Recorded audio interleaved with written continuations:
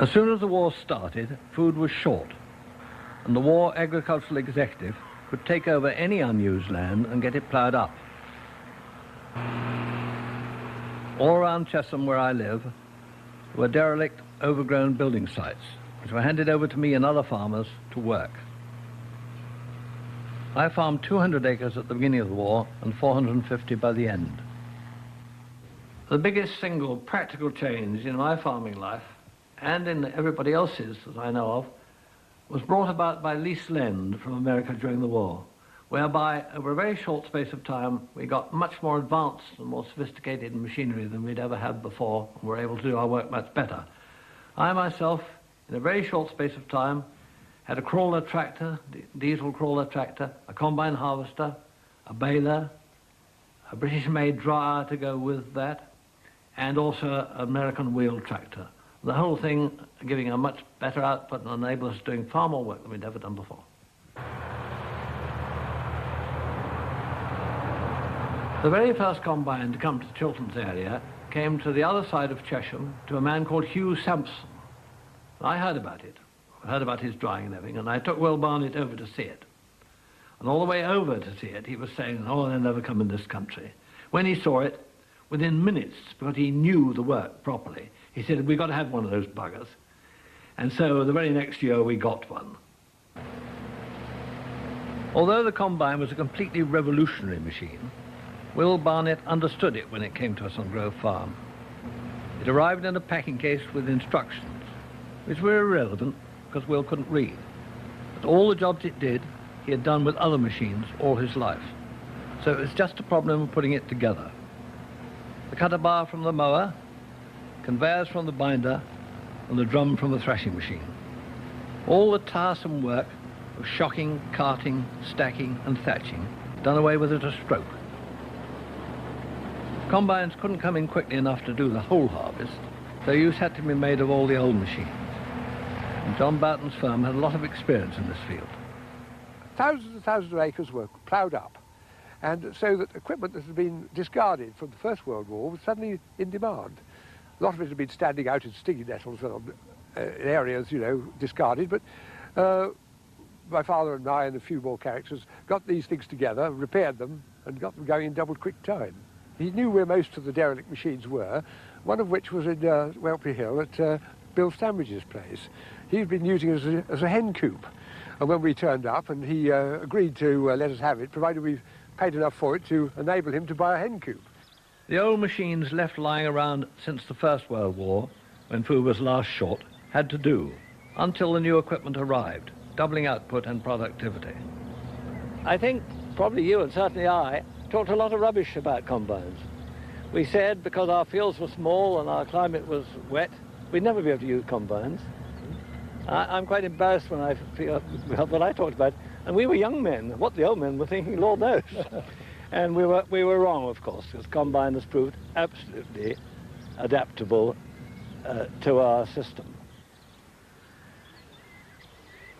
As a byproduct of increasing mechanization during the war, we became more conscious of the fact that the machines were not working anywhere near to 100% efficiency because the fields were so small.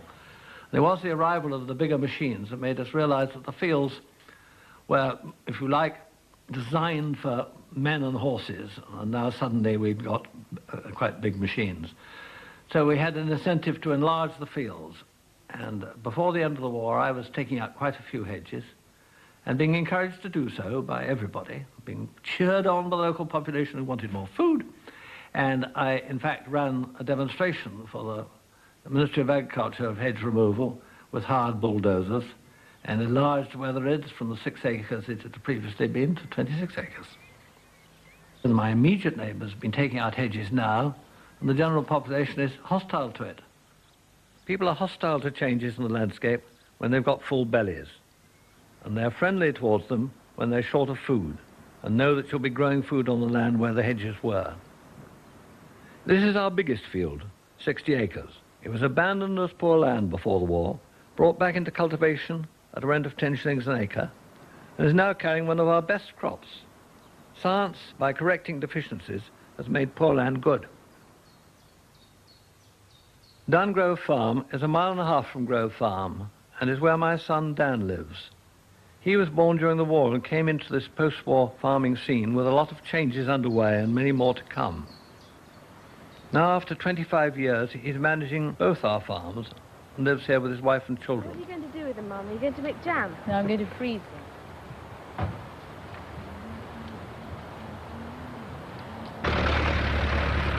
The land I started with was 200 acres all in one spot. But expansion has led to the land Dan deals with being scattered. It used to be said that the farmer's feet were the best fertilizer. And if you had 100 acres, all in one spot, you could walk your farm in very quick time and you could see what was happening, and you have to know what's happening. You can't leave your crops alone. If I go away, which is unusual, for a week, if I come back at 4 o'clock in the afternoon, before I do anything, I will go and see what's happened. See whether there are slugs eating the emerging corn, or whether the wild oats have come, or the black grass has come, or there are aphids on the corn, depending upon the time of year. So you could say that the Land Rover is my feet, because we're spread over an area. If you take the whole lot in together, the area encompassed by a line drawn around the outermost limits would be probably 7 or 8 square miles. It's not a very big farm, but it's still a long way to go, and on Shanks's pony I'd wear my legs out like my dad.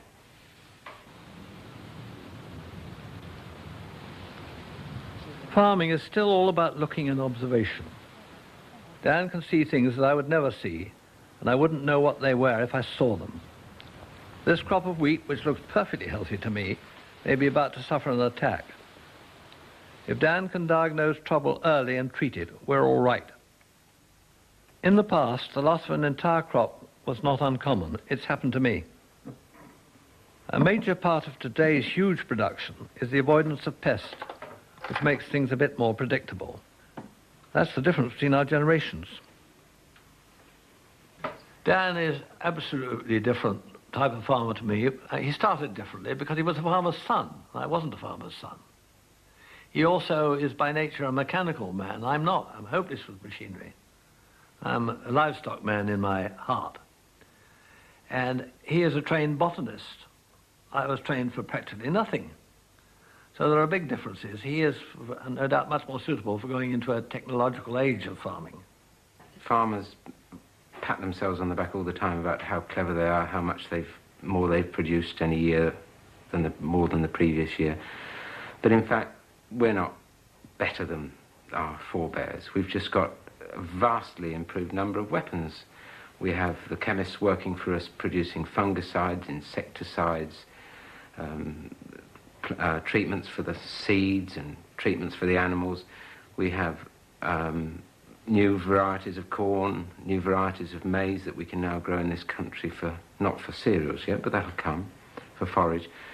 We don't work better than our forebears. We don't even work longer than our forebears, and we certainly don't work harder than they did, because most of our life is spent pulling levers. In the whole year, I don't think I lift more than 5 or 6 tons of anything, but I might do a bit more. But basically speaking, our work is done for us.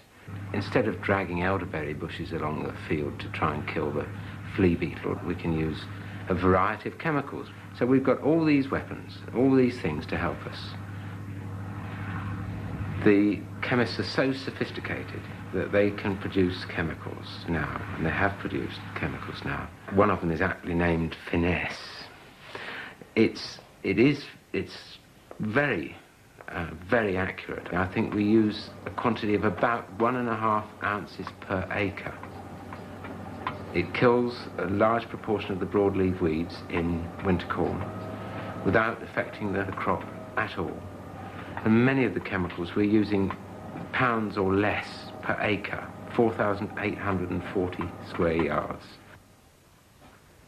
Bill? Oh, hi, Dad.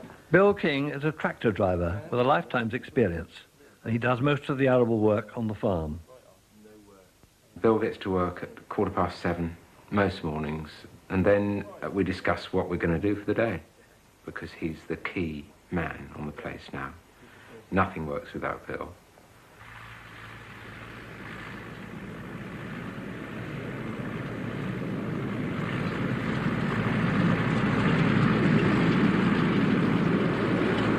this time of year, I'm drilling. It's perhaps 7 o'clock starts and 9, half 9 finish. And I might see Dan once in the day if he's busy. He just comes and checks me out once, and I'm always on my own. Don't see anybody, you know, all day. So I saw someone come up the footpath with a dog. This field we're in now, I will sow it, put the fertiliser on, spray it, do all the jobs to it, and you can see through the months of the year everything changes, and you've done everything to make that field change. It's you that's altering the landscape. Over the years, the labour on Grove Farm has declined dramatically, from 9 men in the early 70s to 6 when Bill first started, and now there are just 2 men, a boy and Dan, producing more than ever.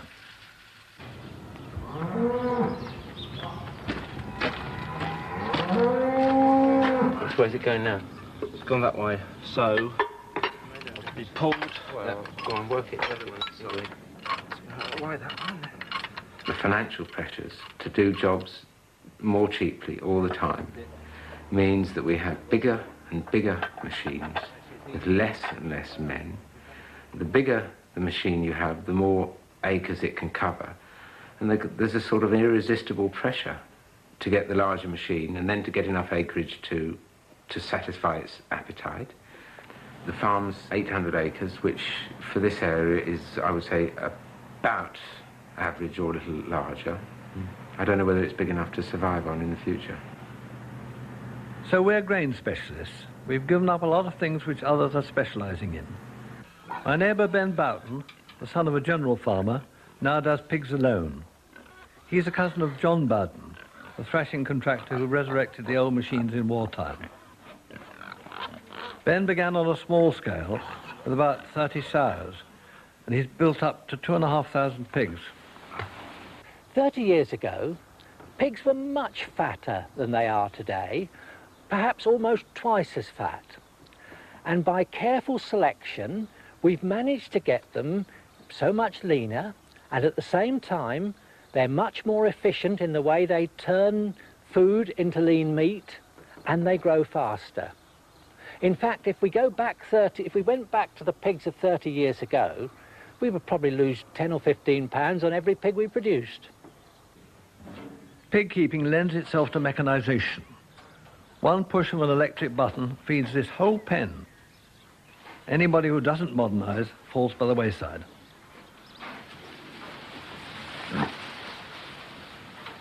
Technology in farming changes so fast that if I was operating today with the technology of 15 years ago, I should be absolutely out of date. The changes of genetics, nutrition, pig housing, management have been through a revolution in that time, and that revolution, of course, will continue. In the 1950s, all forms of farming in Britain had advanced enormously under the influence of science and economics and everything else. The crops were yielding much better, the milk cows were yielding much better. One thing hadn't advanced at all, and that's the beef cattle. If anything, they were inferior to the beef cattle that had been 150 years before. And that really is because public tastes had changed, and the beef breeds had originally been bred by people who wanted fat, and now they no longer wanted fat. And it would have taken 50 years to change our native breeds. So lots of people were looking around the world for some country which already had beef animals suitable for modern tastes. And with some friends, we hit on France and the Charolais breed, so we set out to bring them in and establish a new breed here. We were told, all right, you bring them in, but these are the conditions. You must find a quarantine where you can unload straight from the sea into the quarantine, not crossing any agricultural land. You must arrange for the quarantine to be anything up to 3 months in this country, following a quarantine of a month in France. And then if anything fails, any diseases to test at the end of that quarantine, the whole lot will be sent back to France. So it's pretty stringent. And we got over it by courtesy of the Commander-in-Chief Plymouth Naval Dockyard, not commercial dockyard. We borrowed a building from him where you could unload cattle from the sea under naval security. Nobody could query it. In a very short space of 25 years, they've become the second most numerous and by far the most important beef breed in the country. In only 25 years. We've kept our Charolais on this farm pure and pedigree because our trade with them is for bulls on crossing on other herds, and so people want to have the guaranteed origin of a pedigree. And of course the influence of a bull is tremendous in the herd. It's always used to be said the bull is half the herd. And in fact that's true because he's half of every calf that comes in the herd. And so you use a bull of another breed like the Charolais on an English breed, immediately half your herd becomes half Charolais.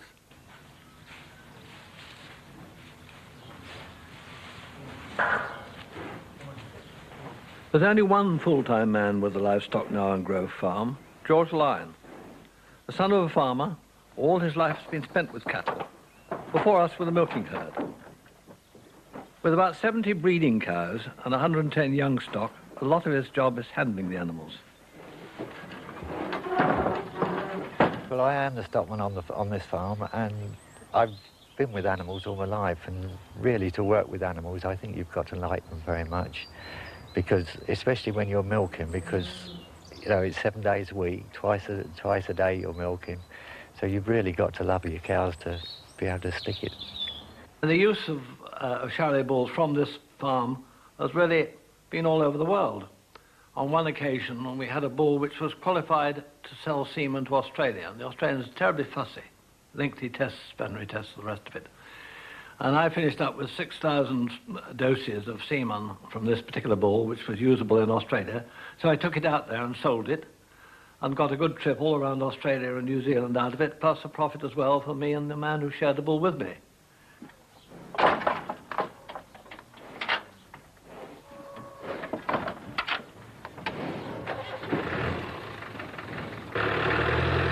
In the early days, every bull calf was sold for reproduction. New Zealand, Australia and America all wanted Charolais from us, and perhaps our biggest trade was with Texas. The men who came across to buy from us were cowboys. Some of them were oil men as well. They came across dressed as you would expect them to dress, and spitting on the carpet quite regularly, and were very keen buyers for our first bull calves, and it was a bit of bonus for us, and a bit extra reward for having brought the breed in. Now, some of our cattle go just for beef, and only the best for breeding. The biggest market in Europe is Banbury. It's a good place to sell Charolais, with vendors from all over Britain and buyers from all over Europe. Although many of the buyers are from the big retail groups, they're still using the same skills small butchers used years ago, judging the weight of actual meat and the quality of an animal under the skin. We're selling here at the rate of somewhere between 150 and 160 animals an hour, so that gives you seconds per beast, you see, so you've only the chance while it turns round to make the decision and buy it, because then it's out and gone. Slim Taylor has been coming here for 30 years as a buyer.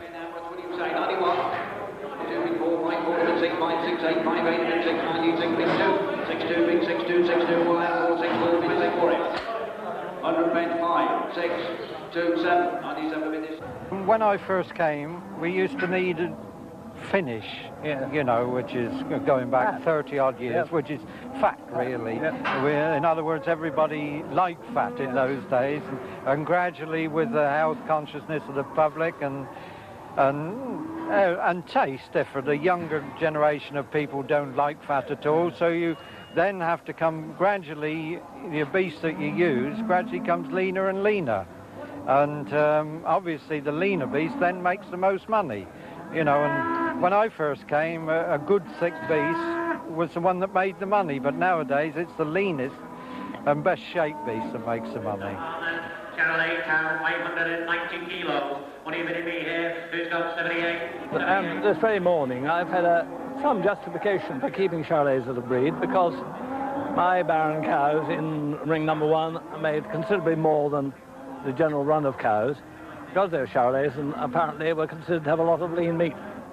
They in fact got the best price that I saw by quite a considerable margin.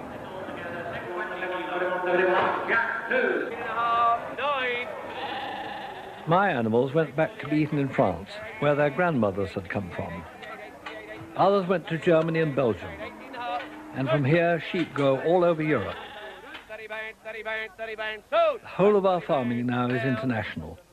The EEC has seen to that. Up to now, we've had a wonderful honeymoon. And I don't think the EEC as politicians are any worse to deal with than if we were outside. It's a current groan of the farmers that they have to deal with the EEC, but without any question at all, they all voted to go in, just as I did. But I don't think they're any worse than anybody else. They're bureaucrats and politicians. They run our lives. They have done since the war, and they will do till I die. After the war, we just could not produce enough food, and government made legislation to encourage food production as fast as they could. This was embodied in the 1947 and 1957 Acts, and agricultural production and efficiency of production improved tremendously all through those post-war years, up to the time we joined the Common Market in 1974. And when we joined the Common Market, nobody believed that the members of the Common Market would ever be self-sufficient in temperate foods. 11 years later, not only are they self-sufficient, but we've got surpluses of virtually everything we produce. They're not so bad. They're like the weather, the politicians. They're unpredictable. You cannot plan your lives about the wishes of the politicians. All you can say is, perhaps it's because we get stoical about it. We plan our week, we plan our month, we plan our year. The weather intervenes, the politicians intervene. They're just as unpredictable. And let's hope we don't get Hurricane Gloria, in a political sense. The market, the EEC, dictates what we grow, and it wants rape. Now, a quarter of the arable on Grove Farm may be in rape. We've reintroduced peas. I remember harvesting this field with another man in the 30s, and it took us a week. Now we do this lot in a day with the combine. Barley is a traditional crop in this area. It's in surplus, but quality grain is saleable, and this will go to Scotland for whisky. And some is used on the farm for the cattle. The wheat is all grown for sale. With us, it's more than everything else put together, 80% of what we produce. There are many varieties. Some go for breakfast cereal, some for bread, and some for animal feed. Some is withdrawn from the market and bought into EEC stores. That's where this lot is going. Grain trade has changed. 50 years ago, the assessment of quality was done the way it had been done for centuries. Ralph Seymour used to come and buy from me when I first started, and he came to look at what we're doing now. We've got about 350 tons here, I think, of a variety of wheat, Rapier, which I think is a good feeding variety. You see, what do you think about it? Well, it's all right for feeding, Tony, but when I pick a handful up, first thing I get the weight, then I smell, because there are various diseases which can be in wheat, such as thinking smut and so on. Then I look to assess the screenings. Then I put it in my mouth, some of it, not only to taste it, but to also help towards the softness of the wheat.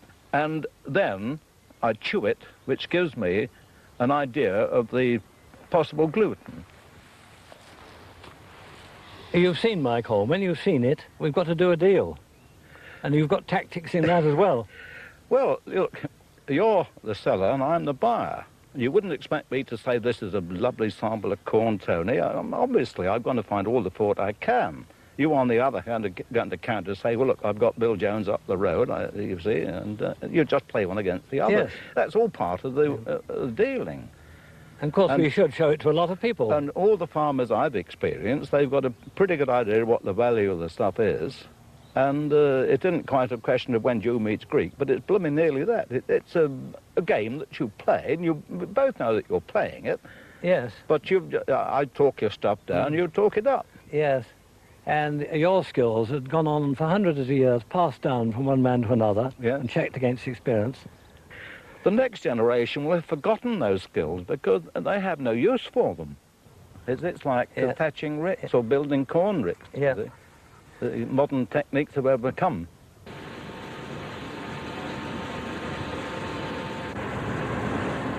This is Haygate's flour mill in Tring, a very modern outfit. 60 years ago, there were at least 20 mills operating in the area.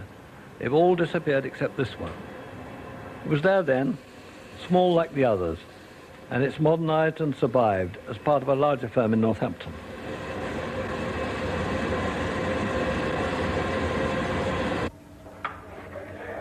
The girls here are doing the same tests as Ralph Seymour did, not by experience like him, but with instruments. This is the moisture test, and nobody's chewing anything. The flour from the mill is no longer delivered just locally. It now goes to bakers over a wide area. Malting barley. You were dealing with malting barley as well? Yes, that was a quite different technique. I remember going, when I'd be about 18 or 19, to an old brewery at Ivinghoe, Robertson Wilson Brewery, and see Reggie Wilson, to try and sell some barley for malting. Well, now, as you know, if you turn barley to the sun, it looks so much better. And if you wanted, then we used bags. And if you put it in a black bag, of course, that also made it look much nicer colour. So I went to this Reggie Wilson and, of course, turned my sample out on my hand and so on, you see, and in the sunlight. Yes. And he quietly took me by the shoulder and turned. He said, "You've been taught very well, young man. Who taught you that?" I said, "Well, I have two uncles who are farmers." And Uncle John said, "If you want to sell grain, Ralph, not what you're going to do, put it in the black bag, boy. It looks better." In my life, there's been an advance which would have been unimaginable when I started farming. But some things don't change at all. The day still starts with the dew on the grass, and the harvest can't begin until it's dry. You still have good seasons and bad. It's the scale that's changed. When I first started thinking about farming in 1918, 1920, 18 hundredweights the acre was a good yield of wheat in this area. Just before the Second World War, we'd got it up in our best crops to about 35 hundredweights the acre, nearly doubled. Now we're disappointed if we don't get 70 hundredweights the acre, so the yield of wheat has quadrupled in one man's life. My farm is more than 4 times as big as it used to be, and where a man could handle about 100 acres, today with modern tractors he can handle 400. For 40 years, we've had a developing boom, and we've been so successful that we've created a crisis for ourselves. Our machinery lets us work far into the night, producing grain which we may not be able to sell.